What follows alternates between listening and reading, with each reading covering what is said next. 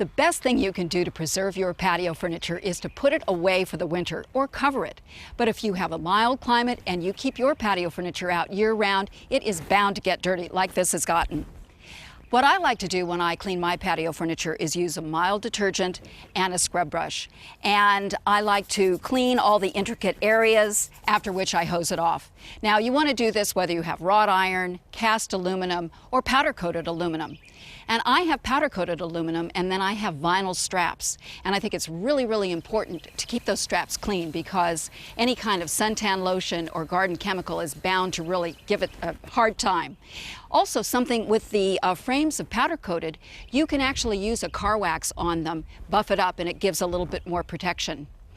The other thing you can use is a pre-mixed formula that you can buy at your home store, and this works on the synthetic fibers, the glass, and the frame. Don't use it on natural fibers. Spray it on, follow the directions, use a nice, soft, clean cloth to dry it off. Most importantly, make sure you pick up that maintenance guide when you buy your patio furniture.